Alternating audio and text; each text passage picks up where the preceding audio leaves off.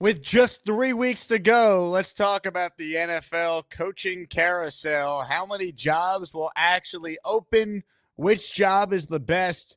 We'll talk about that and more. It's the Jake Asman Football Show, and it starts right now. Oh, yeah. It's time for the Jake Asman Football Show.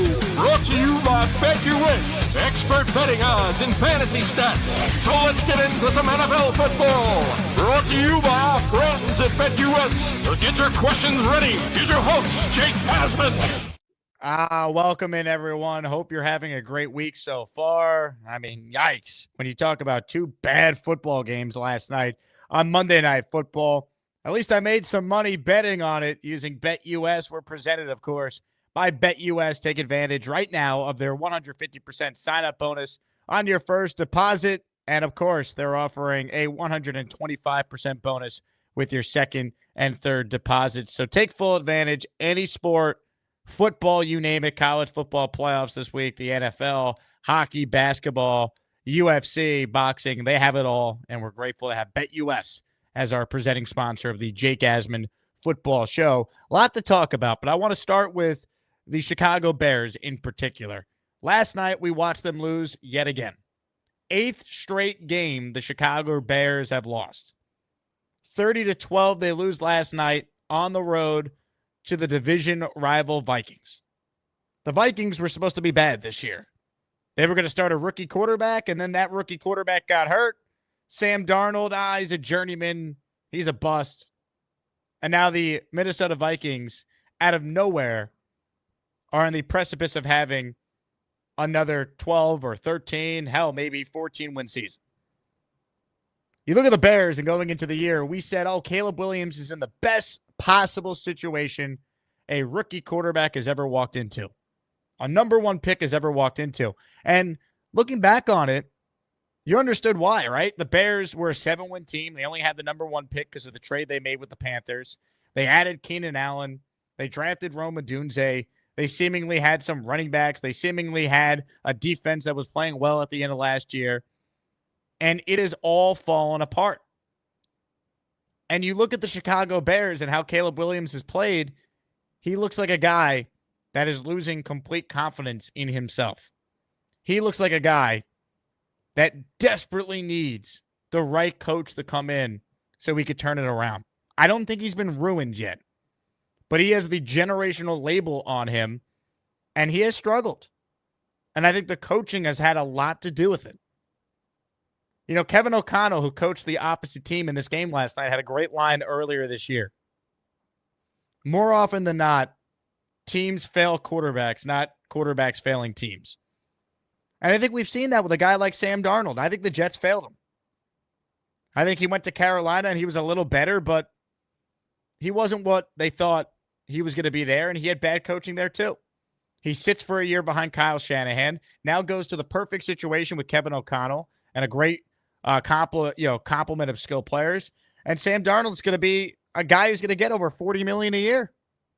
That's what Daniel Jones got off of one okay season. Darnold's going to get a big contract, if not from the Vikings, then from someone.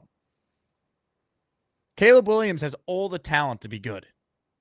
But they got to get the right coach in there and the right coaching staff. Because while the Bears do have talent, so much more about football as we've learned, and, I'm a Jet fan, so trust me, so much more as we've learned. It's not just talent, it's coaching. It's how the talent meshes. It's who the coaching staff is, who the coordinator is. So there's a lot that goes into it beyond just the roster, because going into the year, the Bears, I thought, had a strong roster. The Bears had a team that I believed was going to be pretty good this year if Caleb was competent as a rookie. I thought it was unfair for people to say he was going to be, what C.J. Stroud was, for example, with the Texans, because that doesn't happen. That's a rarity that a rookie comes in and plays that well. But I did think he'd be better, but I didn't realize how bad the infrastructure was in Chicago. So I think as we talk about now the coaching cycle coming up here, the coaching carousel, I don't know if there's a franchise that needs to get the hire right more than Chicago. Because look at the division they're in. Green Bay's going to be good for years to come with Jordan Love. The Lions are one of the examples of how to build your team. And sure, they might lose one, if not both, their coordinators. But Jared Goff's really good. They got a really good GM, a really good roster. And Dan Campbell's a hell of a coach. And now you have the Vikings, who with their infrastructure, the talent, and to me, Kevin O'Connell being a quarterback guru, they're going to be in the mix for years to come. Even if Darnold's not there next year or it's McCarthy or whoever.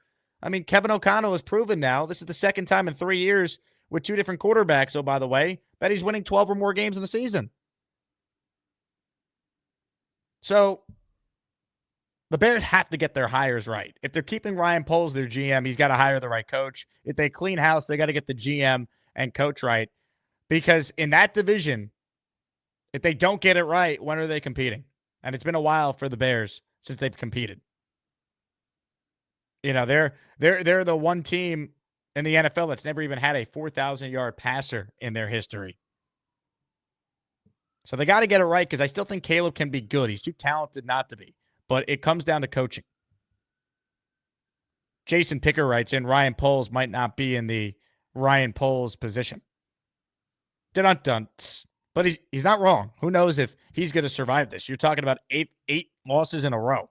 And their season all fell apart, if you remember, when they lost that brutal game to Washington on the Hail Mary. Haven't won since. They were 4-2. The Bears were 4-2, and they've lost 8 in a row. Tough to survive that. We know Eberflus got fired after the debacle on Thanksgiving.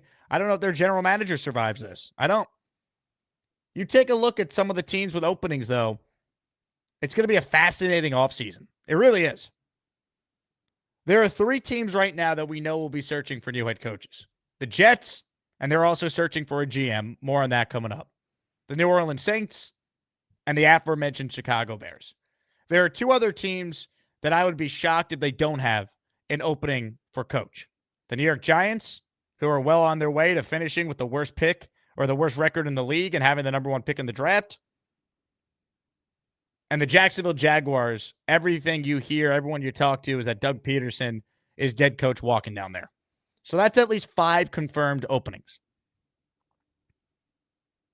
Then after that, it's interesting. I think for the longest time, everybody assumed Jerry Jones was going to get rid of Mike McCarthy. Now, he's a free agent, right? So you just wouldn't renew his contract. We know he's a lame duck. But I think for the longest time, people assumed, oh, Jerry's going to move on from McCarthy. Now I'm not so sure. The Dallas Cowboys have played well with a backup quarterback. In an odd way, it almost feels like Dak getting hurt maybe saved McCarthy's job. Maybe. Like, it feels like the tide is kind of turned with Dallas. Jerry seems to love the guy. They had 3 straight 12-win seasons before this year. There's been a ton of injuries this year, besides just Dak going down. They lost Parsons for a while. They lost Lawrence for a while. And they haven't been that bad with Cooper Rush, proving McCarthy could coach. Right? I don't think McCarthy's a terrible coach. I think the issue with McCarthy is, can you ever win the big one with him?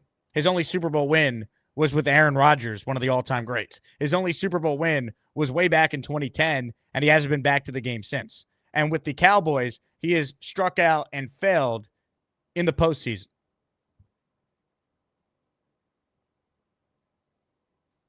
So everyone assumes, oh, Dallas is going to be looking for a new job, a new coach, I should say. I don't know. The other team I'll mention that I think is likely to have an opening, and I'd be shocked if this team is not searching for a coach, the Raiders. I don't know how I could watch that game last night and forgot. I mean, the only way Atlanta, who's not any good, and Kirk Cousins, who looks washed right now, coming off the Achilles, the only way Atlanta was going to lose that game last night is if Kirk Cousins threw a pick 6 or something. Because the Raiders, I mean, you talk about maybe one of the worst combinations of coach and quarterback in a game. That's what we saw last night. Desmond Ridder at quarterback and Antonio Pierce as the coach. That was brutal. So how many teams will be looking for a new head coach? I would say we're going to have at least 6. Jets, Saints, Bears, for sure. Those are already open. Giants, Jaguars, Raiders. For the longest time, Dallas was on my list. Now I'm not so sure. I think McCarthy's back. Barring, something crazy not happening, I think McCarthy's back because I thought Jerry would have maybe hired Belichick, right? Belichick needs a ready-made team. Jerry and him have a good relationship reportedly. Maybe Belichick would be the guy to get the wins record, chasing Shula in Dallas with that team. It's not going to happen. Belichick's going back to college. No one wanted him. So I don't know if McCarthy's gone. Now, there's some other teams I want to bring up here that could have openings. But I think right now we're at 6 for sure. Miami. Are we sure Mike McDaniel's back? 3-13 in his career against teams with a winning record. They made the playoffs, but they haven't won a playoff game. He's supposed to be an offensive genius. Well, Tua's good, but is he great? Now he's being paid like he's great. They have issues playing in the cold. They have issues playing good teams. A lot of talk about the front office doing a terrible job in Miami with their drafting. What if Miami became available? Is that crazy? And I'll stay with another team in the AFC East. It wouldn't shock me if this happened. Gerard Mayo. Everything you hear coming out of New England is this guy is in over his head as a first-year coach. He wasn't ready to replace Belichick. Robert Kraft made that decision, and it was not the right one. Patriots fans screaming, why didn't we just hire Mike Vrabel? Could Gerard Mayo be one and done in New England? That's another team to watch. I don't think Kraft will act that, strongly. I don't know if he wants the perception that the Patriots are a clown show, which is what you'd be if you fire a coach that you replaced Belichick with after 1 year. You'd look horrible. But the record's the record, folks. New England's picking third right now in the draft at 3-11. They seemingly have a bright future at quarterback with Drake May. Are you sure you want Gerard Mayo coaching Drake May another year? Or do you want to bring in an offensive guy to help with the development of May going forward? New England's a sneaky job to watch that could become available. And then a couple other teams here to watch. Cleveland. I don't think the Browns would fire Stefanski. I think he's a really good coach. I think he's proven he could be a good coach in this league. He went to the playoffs last year with all these different quarterbacks. We know Deshaun Watson's not any good. That's not on him. But the record's the record, right? Cleveland right now is 3-11. Would Browns ownership make a change? We know they're not exactly the greatest owners in Cleveland. I doubt it, but I'll tell you what. If Stefanski were to be fired, there'd be teams lining up to hire him, including, I hope, the team I support, the Jets. Oh, would Stefanski be a really good coach? The other team I'll mention here, as far as a job that could open, but I'd be surprised, the Cincinnati Bengals. Now, I don't think they're going to fire Zach Taylor in Cincinnati. But if the Bengals ownership had enough and they say, look, Zach Taylor, we went about as far as we think we can go with you. We went to the Super Bowl. We didn't win. We haven't been back since. We want to bring in a different coach to maximize the window we have here with Joe Burrow. Would that job not immediately be the most coveted job this offseason? If you're Ben Johnson of the Lions, the OC there, that's the job you take. With Burrow in place, you kidding me? If you're Mike Vrabel, wouldn't you want that job if you're the top guy? Quarterback already in place? This guy's winning games with Ryan Tannehill. Now, the Bengals have a history of being cheap, so I don't know if they would fire Zach Taylor, have to pay him, and then hire another coach. We know Mike Brown, the owner there, has that stigma of being a cheap owner.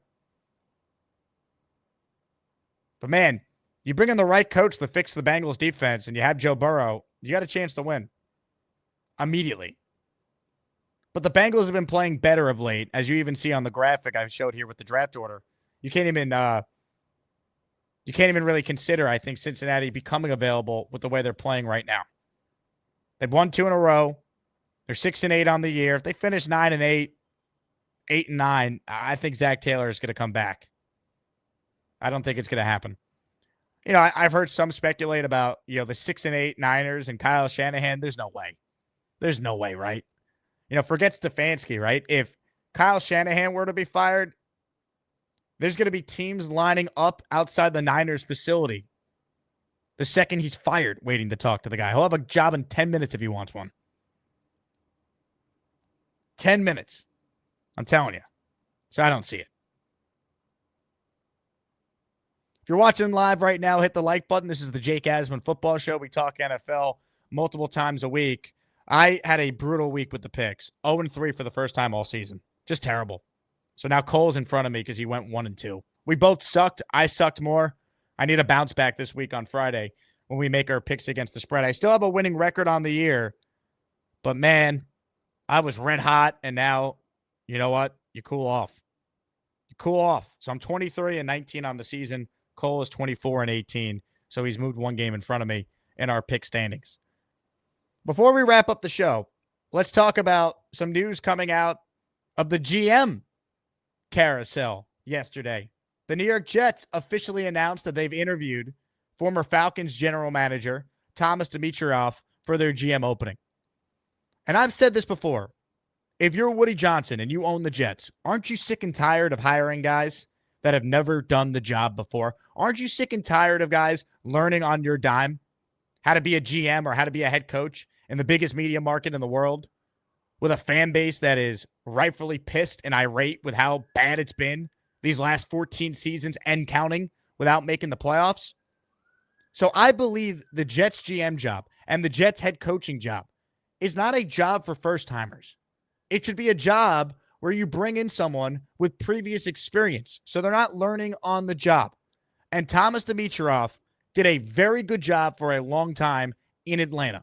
He was a GM there from 2008 to 2020. He hired two different head coaches that went to the playoffs. They made the playoffs 6 times. They went to the Super Bowl with Matt Ryan. It's not his fault that they blew a 28-3 lead. Dimitroff built that team that went to the Super Bowl. He's a guy that has done it at a high level, has a scouting background, has a good temperament to handle the New York market. If you're the Jets and you're trying to value experience in this process, Thomas Dimitroff makes a lot of sense for the GM job. Does it mean he's going to get it? No.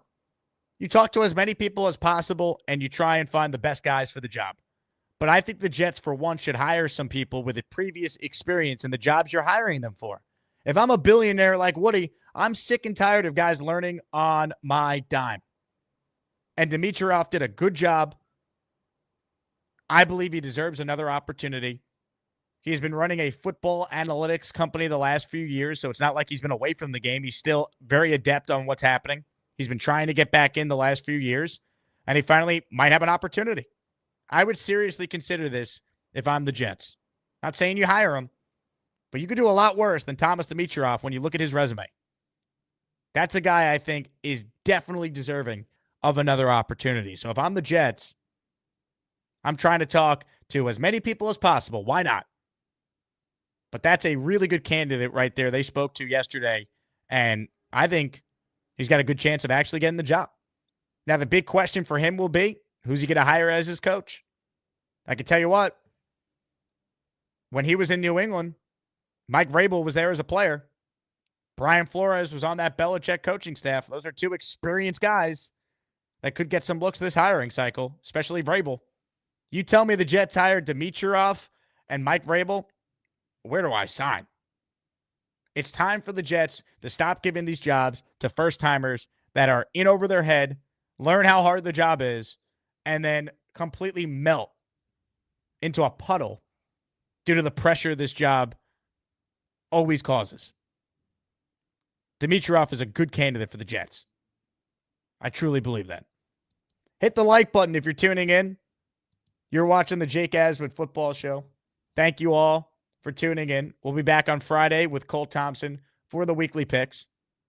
We will also have more on the latest with the schedule down the stretch. We'll have more on the latest with the hiring cycle and a ton to get into with Cole on Friday. So I'm looking forward to that. Thanks again to BetUS for sponsoring our show. If you're betting on any game all week long, BetUS should be your go-to sportsbook for all of it. My name is Jake Asman. This has been the Jake Asman Football Show. Hope everyone enjoys the rest of their Tuesday. And I, of course, will talk to you soon. See you, everybody.